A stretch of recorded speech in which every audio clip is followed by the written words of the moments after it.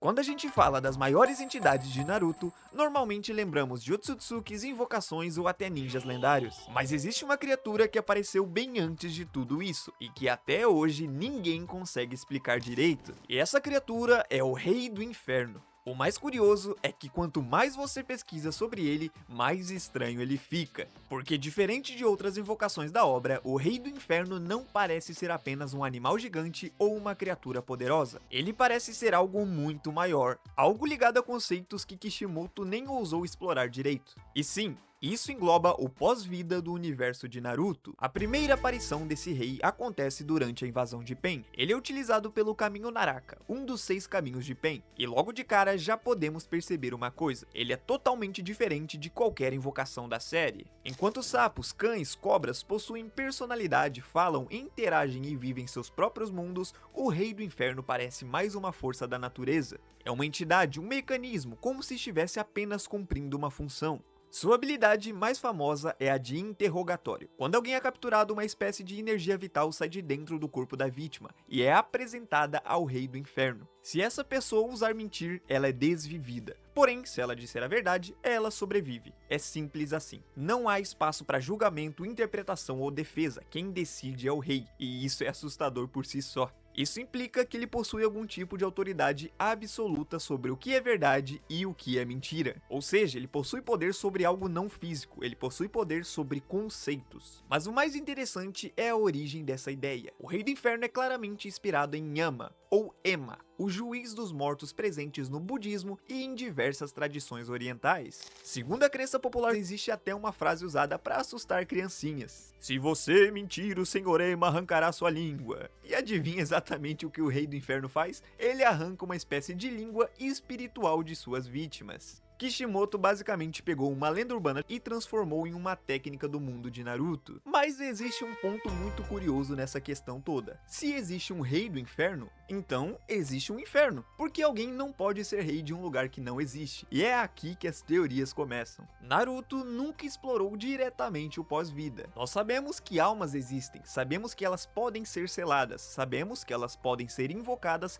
e até mesmo libertadas. Mas nós nunca visitamos o local para onde elas vão. E mesmo assim, várias técnicas parecem apontar para a existência de um reino dos mortos. Um dos maiores exemplos de tudo isso é justamente o Edo Tensei, a famosa reencarnação do mundo impuro. Repare o nome, mundo impuro, não é uma escolha aleatória. No shintoísmo, a morte é considerada a maior forma de impureza possível, e todos os mortos acabam indo para esse estado, não porque foram maus, mas simplesmente porque morreram. Ou seja, o mundo impuro pode muito bem ser uma adaptação do próprio reino dos mortos. E se isso for verdade, quem estaria lá? Exatamente, o Rei do Inferno. É plausível pensar que o Edo Tensei vem diretamente do lar dessa criatura misteriosa. Porém, os mistérios que conectam o Rei do Inferno ao mundo dos vivos de Naruto não termina por aí. Existe outro ponto extremamente estranho, e dessa vez relacionado aos portões Rashomon. Sim, aqueles enormes portões defensivos usados por Sakon, Ukon, Orochimaru e Hashirama. Um detalhe que nem todos sabem sobre esses portões é que os databooks afirmam e comprovam que os Rashomon vêm diretamente do inferno. E quando você para analisar o design deles, a semelhança começa a ficar difícil de ignorar. Observe bem o rosto estampado nos portões. As sobrancelhas, o nariz, a expressão, a estrutura facial como um todo. Tudo lembra o Rei do Inferno. É como se seus designs fossem feitos para ficarem parecidos um com o outro. Ou seja, além de ambos estarem relacionados ao submundo, suas aparências também são idênticas. E aí surge uma teoria bastante fascinante. E se os Rashomon forem extensões da autoridade do Rei do Inferno? Afinal, eles exigem sangue para serem invocados. Esses portões não têm vida, então isso não faz o menor sentido. A partir do momento que eles vêm do submundo e possuem um rosto extremamente parecido com o próprio rei, talvez não sejam apenas simples portões. Talvez esses sejam fragmentos de um lugar maior, um lugar governado justamente pelo Rei do Inferno. Ou seja, talvez o sangue usado para invocar os Rashomons seja o sangue usado para o contrato com o rei, e assim o rei concede os portões ao usuário do jutsu. É claro, isso é só uma teoria, porém conectaria muito bem as duas técnicas e explicaria a necessidade de sangue para invocar um objeto inanimado. Ainda sobre o assunto, temos outro ponto muito interessante. dessa vez existe uma entidade que complica tudo ainda mais, e essa entidade é o Shinigami. O Shinigami é o deus da morte que aparece através do selo do ceifeiro, a criatura responsável por selar almas, inclusive a alma do próprio usuário.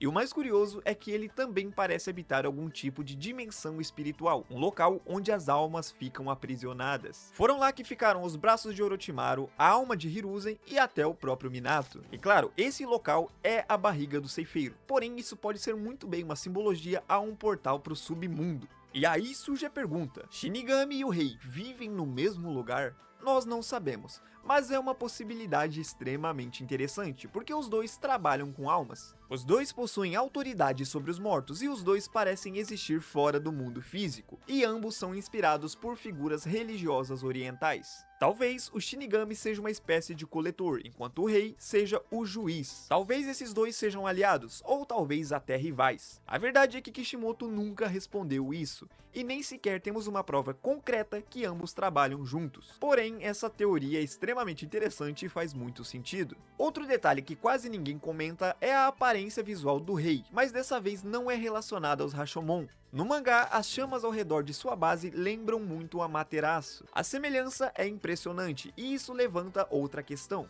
Será que o Kishimoto estava tentando associar essas chamas ao conceito de punição divina? Afinal de contas, Amaterasu também é baseado em uma divindade do folclore oriental. Ou será que isso é apenas uma coincidência visual? Bem, também nunca saberemos. Além disso, no design dessa criatura, em sua cabeça temos um kanji que significa literalmente a palavra rei, o que assemelha muito aos chapéus de Kage, que possuem kanjis correspondentes às suas devidas nações. Bem, essa criatura definitivamente não é normal. O mais absurdo de tudo é que ele não serve apenas para desviver, ele também pode restaurar. Durante a história vimos que o rei tem a capacidade de reconstruir corpos inteiros. Não estamos falando de uma simples cura, estamos falando de recriação completa, braços, pernas, tecidos, órgãos, tudo. Como se essa criatura tivesse autoridade não apenas sobre o desvivimento, mas também sobre a vida. E aí chegamos ao ponto final, o Hine Tensei. A técnica que traz pessoas desvividas de volta à vida, uma habilidade que também utiliza o rei. Percebe que tudo converge para ele? Interrogatório, almas, desvivimento, ressurreição, reconstrução corporal, submundo, mundo impuro, tudo leva à mesma direção. Sendo sincero com vocês, eu acho que esse personagem é uma das entidades mais importantes do universo de Naruto. E eu não falo sobre narrativa, eu falo justamente sobre o que nunca tivemos acesso. Eu falo sobre as entidades que sustentam o mundo de Naruto por debaixo dos panos. Uma das coisas que eu mais queria ver em Naruto é algo que o Kishimoto nunca explorou, o funcionamento do desvivimento, o destino das almas e o que realmente existe além do mundo dos vivos. Olha só quanta coisa interessante a gente explorou nesse vídeo, coisas que o Kishimoto poderia ter aproveitado de forma até melhor. Mas enfim, Genizada, eu quero saber de vocês. Comente aí o que vocês acham sobre essa criatura mística do universo de Naruto. Deixe seu like, se inscreva e eu te espero numa próxima. Valeu, Genizada!